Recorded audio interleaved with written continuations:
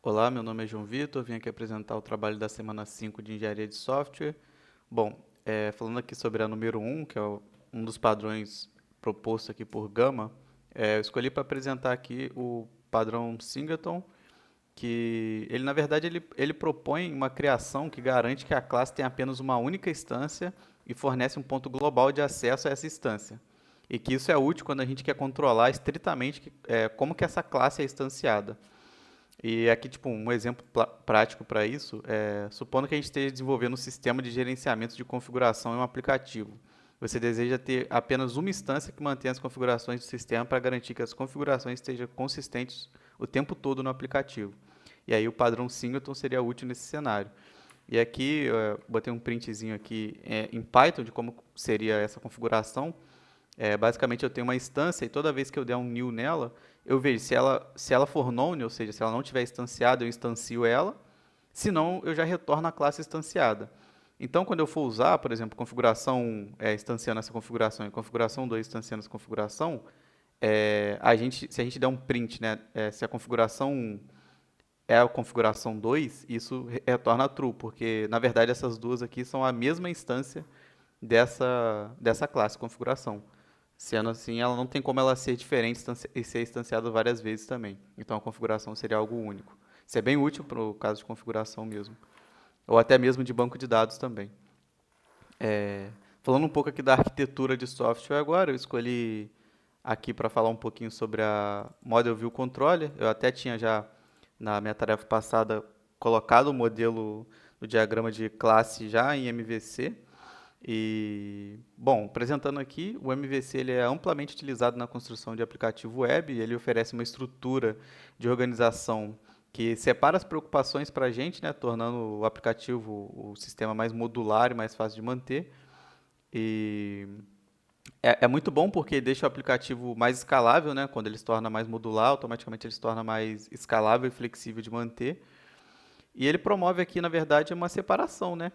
Que a gente pode isolar a lógica dos negócios, a interface do usuário e o que liga os dois. Então, mostrando aqui um pouco aqui, né? Ele propõe a divisão do modelo, da view e do controller. O modelo seria a representação dos dados em si, né? Da nossa classe e tudo mais, onde aqui a gente tem realmente os dados. A view seria a apresentação desses dados para o usuário. E o controller seria o meio termo ali, né, entre a view e o modelo, tipo, pegando o que o usuário quer fazer ou o que ele quer ver no view dele, mandando para o modelo poder retornar esses dados ou até mesmo salvar esses dados para a gente.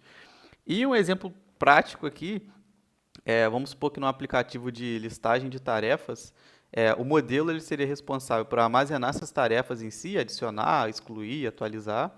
A view seria a exibição dessa listagem de tarefas e também, tipo, se o usuário quer que seja concluída ou criar novas tarefas ou apagar uma tarefa.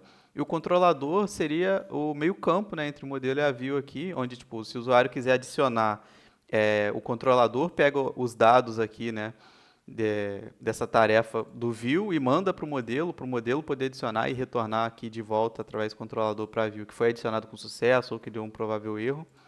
Então seria isso. E aqui na parte de teste, automação de teste, eu escolhi aqui o teste automatizado em Jest, que é utilizando o Node. Para instalar aqui é só dar um npm install Jest save dev, né, que é uma dependência de desenvolvimento. E aí eu tenho os prints aqui para deixar armazenado na tarefa, mas eu vou mostrar aqui agora no código, no próprio VS Code aqui. Então, basicamente o que a gente tem aqui é como dev dependência aqui o Jest nessa versão. E no script aqui, quando eu rodar teste, na verdade eu vou rodar o Jest. E aí eu tenho uma pequena configuração aqui do Jest, que é o jestconfig.js, falando que o ambiente de desenvolvimento aqui é o Node, isso só para ele entender melhor. E aí eu tenho uma função aqui, uma classe, uma funçãozinha aqui, só para expressar um exemplo simples, que é uma soma, que eu recebo o A e o B e eu retorno essa soma.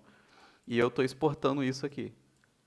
Beleza? E aí o teste em si, em Jest, eu pego essa função soma, dando um require aqui na soma. Então, se eu vier aqui dar um Ctrl clique aqui, eu já caio direto lá, porque é ela mesmo que a gente está falando. E aí, nesse arquivo de teste, é importante que ele tenha a extensão .teste.js aqui. Eu estou realizando dois testes aqui. um falando que a soma de um mais 2 tem que ser igual a 3. E aí o que eu faço? Eu chamo a função soma mandando um e 2. E aí eu quero que ela seja 3 usando pontos to be true. E eu também tenho aqui que é para dar errado, né? No teste vai dar certo, mas tipo, eu quero conferir que não seja algo. Então eu vou supor aqui que 1 mais 2 não é igual a 12, de fato não é. E aí eu mando aqui a soma, mandando 1 e 2, e eu quero que ele não seja 12. E aí eu posso vir aqui rodar com npm teste. E aí ele já aciona aqui, está rodando aqui o ponto barra soma teste.js. E aqui aparecendo aqui as labels dessas duas configurações aqui, ó, de soma soma de 1 mais 2 igual a 3, deu certo aqui, passou. E a soma de 1 mais 2 não é igual a 12, de fato não é. Passou aqui também, então aqui eu estou rodando um arquivo de teste, com 2 testes aqui, e todos passaram, mostrando o tempo para a gente. Então, o que eu queria apresentar era isso, aqui eu botei alguns prints para deixar como arquivado também. E no mais é isso, valeu.